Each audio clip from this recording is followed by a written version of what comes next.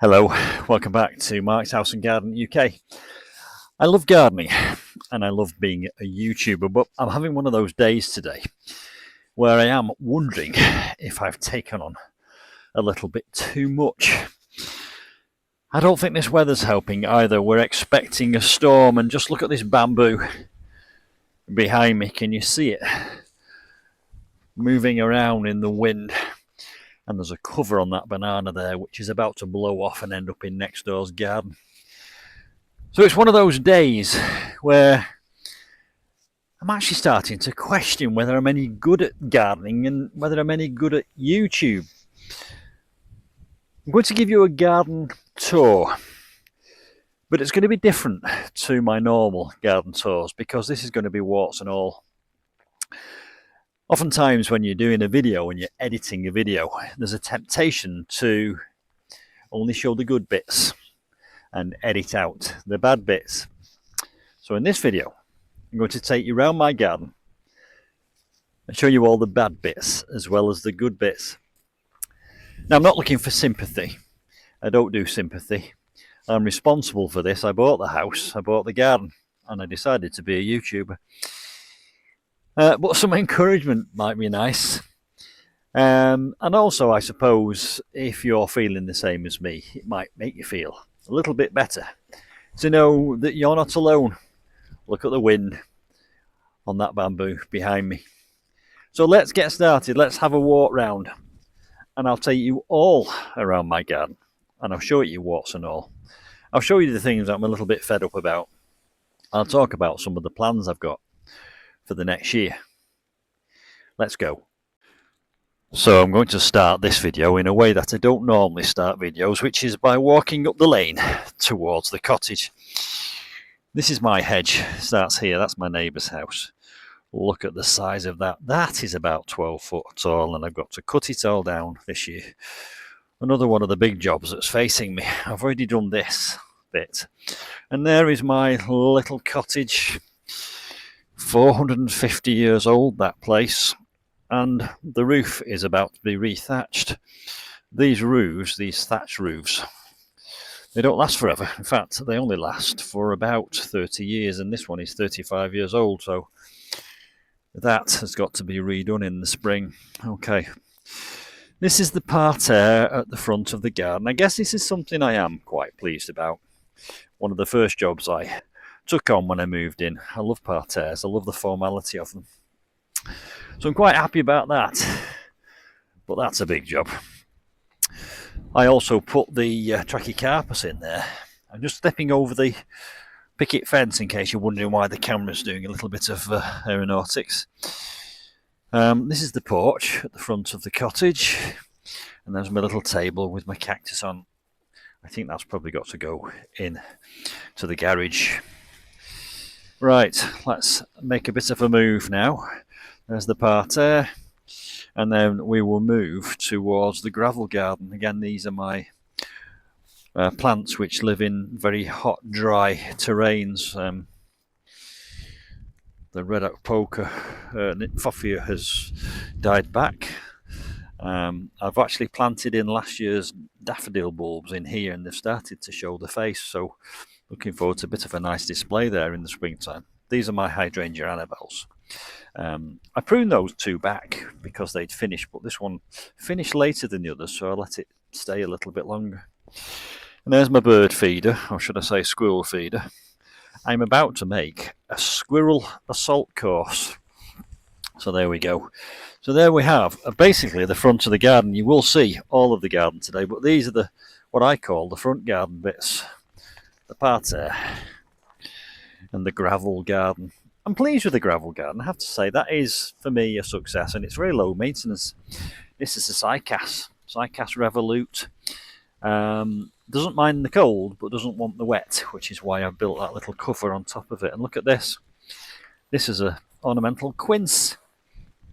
All those fruits on it, which I will leave to rot down for the wildlife and the rodents and the birds. Right, let's move now around the side of the cottage. The outside is going to need painting. Another big job for someone to think about. and we've just bought these two. I'm going to step out of the wind, actually. It's blowing a gale today. I just bought those two little Italian greyhounds in Harrogate when I had a weekend away. This is the side border, which is now looking quite formal because the geraniums or the pelargoniums that were in these pots, which looked absolutely beautiful all summer, have died back. So there we are, my formal side border with lollipop olives. Do you remember I built this fence? Do you know, as I'm doing this video, I'm actually reflecting and thinking I've done quite a bit, really, in fairness. Do you remember when I built this fence here? It's called a hit and miss fence. You can find it on my channel. Why is it called hit and miss? Well, because it alternates from back to front, the horizontals, and it lets the wind through. But it stops the majority of the damaging winds, which is why I've done it, because these olives, these two at this end, really suffered last year. They had a really bad winter, and I'm hoping that having that fence there will help these two. These two have always done significantly better because they are in the lee of the cottage. They're protected from the worst of the winds, and I want these to become formal cubes. And then we've got our cones there, box cones. Right, I'll take you around the back of the cottage. This is where we started the video. You can see the bamboo there, look at it. It's blowing a hoolie today. Right, can I get through there safely? Right, let's go for it. In we go. Right, slightly sheltered. Look at this, how depressing. The garden furniture cover has blown off. That's supposed to be protected for the winter, but it isn't protected at the moment. Right. That wall there is going to be painted black, by the way, and I'm going to put a living wall here. Like that there, like that fence, but up against the wall so they can hang pots on it, so it'll be black. And then we'll have dots of green plants all over it. That's a job for next year. Right, by the way, back here we have my fernery and my exotic tropical jungle border. This is large leaf plants that like a little bit of shelter, and the brick walls in here help retain heat, which is radiated at night. And then down in here we have our fernery, which is full of tree ferns and hostas and arum lilies. I put this winding path in 2 years ago. It's been a triumph, actually. I'm very happy with it. I also put this circular patio in. Do you know, I have done work in this garden. I've done quite well. And here's, look at this tree fern. Isn't that resplendent? I'm going to adjust the camera so that we can look from above. I do have to say, that one there has done incredibly well. That didn't even lose its leaves last year. So there we go. That's the back of the cottage in the fernery. The tree ferns have been protected for the winter, you can see. We wrap them in insulation and we put oak leaves in the top and protect the crown there, which is the living bit. Look at Pan. Look at him there playing his panpipes. He's there because just here is my little dining room, and I can sit in there and look out, and he's right in the centre stage. Let's make a move. Let's go somewhere else in the garden now. Again, there's the exotic tropical jungle border, which I've just cut down to the ground. Everything that was in there has been cut down and destroyed for the winter. All the cuttings are underneath 4 inches of manure. That manure will rot down and feed this soil, and then next year all these large leaf plants will spring back into life. That's a passion flower. Wonderful. Now my neighbour's house here, which is our neighbour's kitchen, the sparrows nest in there. So I'm going to do a nest box out of pallets, and sparrows like to live in communities, so it'll be a long nest box with several holes in it. I'm going to put it there for the sparrows next year. That's another little job I've got to do, or I want to do. Not that I have to, I'm not mandated to do it, but it's something that I think will be interesting and I will enjoy. Right, let's go and have a look at the gunnerers. Out into the wind and the weather we go. Look at that hedge there again. Another job I've got to do is cut that hedge down. I'll adjust the camera slightly. Right, the camera has sprung off the selfie stick, so I'm just going to put it back. Bear with me. On it goes, and back we are. Right. Again, another job for me for the winter is to trim that down to about 7 foot. I've let them go. My own fault. I should have done something sooner. There's the gunnerers, all protected for the winter. Isn't it depressing? Gosh. These were beautiful. They were up here, and look at them now. Terrible. Really quite depressing. I'm just going to adjust the exposure on my camera. If you'll bear with me once again, I do apologise. Right, I'll go down a bit. This is interesting, an interesting thing for you. This is the pig pen. The pig used to live in here in days of old. And there's a little archway there. That used to be a door that used to go into this outbuilding, which was the pig pen. The gunnerers have been cut down, and the leaves have been placed over the top. Right, I'll give you a bit of a pan over the rest of the garden. You can see what a mess I'm in at the moment. I've started on this side of the hedge. Look, there, look, cutting the trees down. It's everywhere, and the wind is blowing it everywhere, and it's depressing. Right, let me just give you a bit of a landscape view. That's the lane that we started off on there. That's my olive grove. Here is the new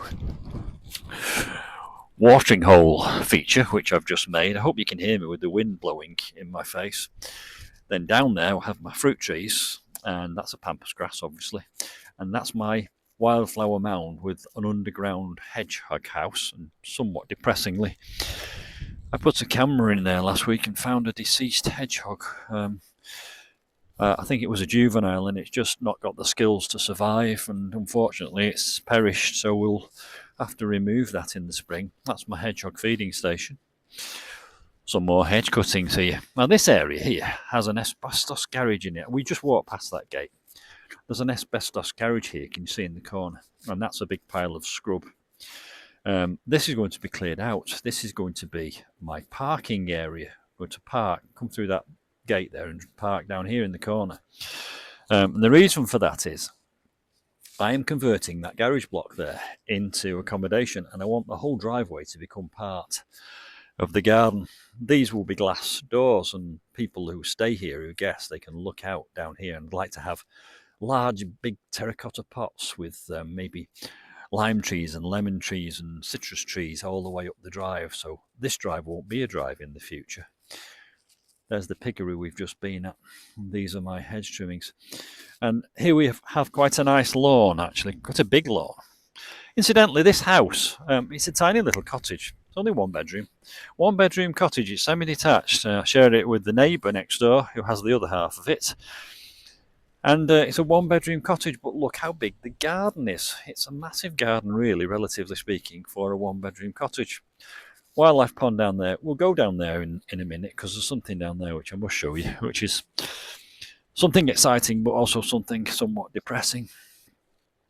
I've got all these cuttings to deal with, and there's a pile of sand which has been there since I put in a new septic tank soakaway. Can you see this bare earth here in a loop? I had to do a new septic tank soakaway because the old one failed. It's underneath the garage. So I've put in a new one here, did it myself. I've got all the footage and I will be making a video about it, but it's not being a priority, but it's working a treat. And the wonderful thing about it is, and by the way, I've done it to regulations, the general binding rules. There's an inspection chamber there.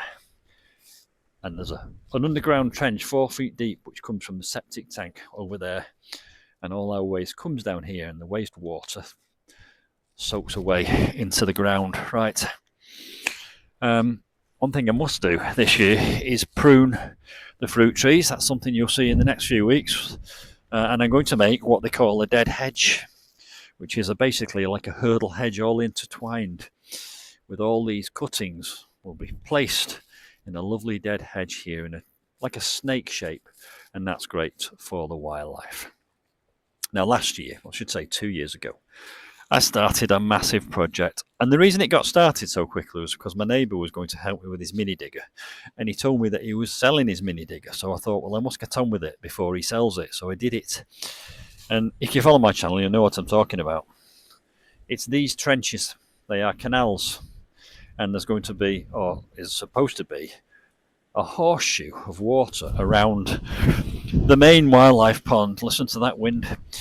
So it's going to look like one piece of water, one body of water, and there'll be a bridge over here, and then a bridge over here. And it was to keep fishing, actually, and lilies, water lilies. Whilst I was digging this, I discovered a lot of old bottles. You can see some of them here on the ground.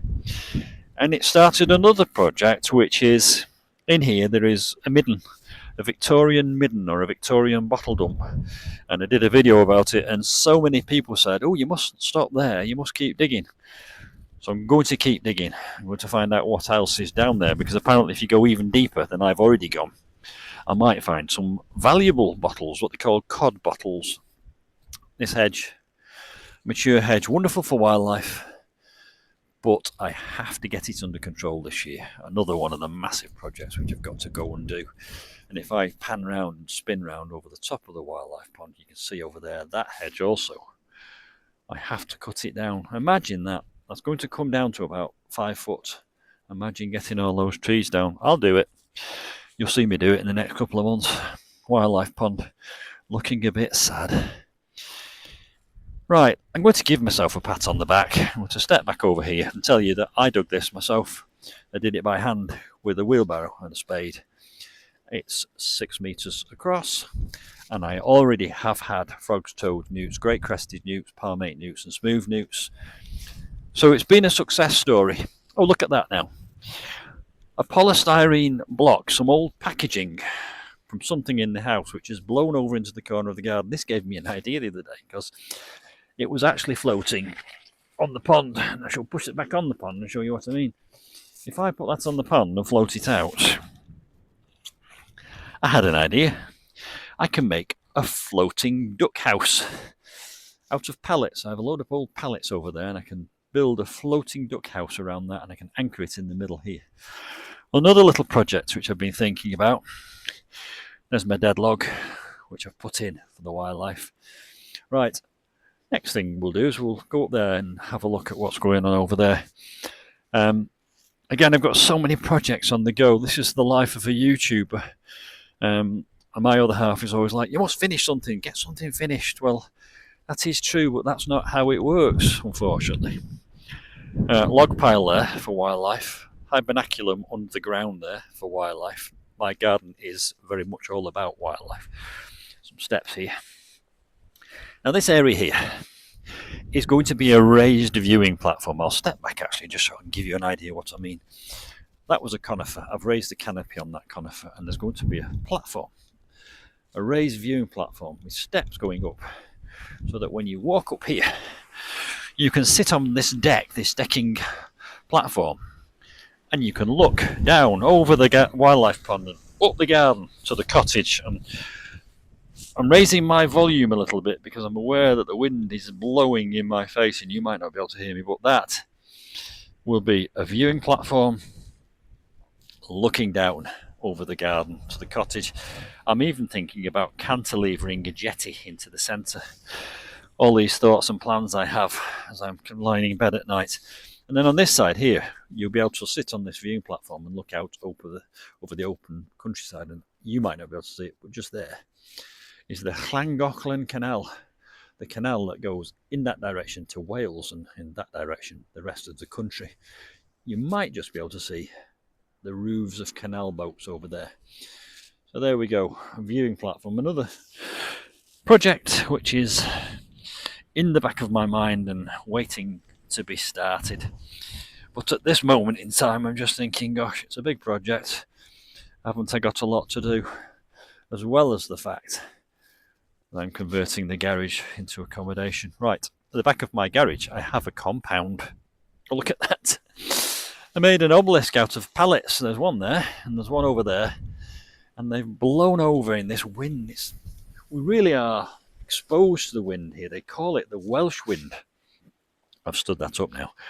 That needs a diagonal batten on it to give it stability.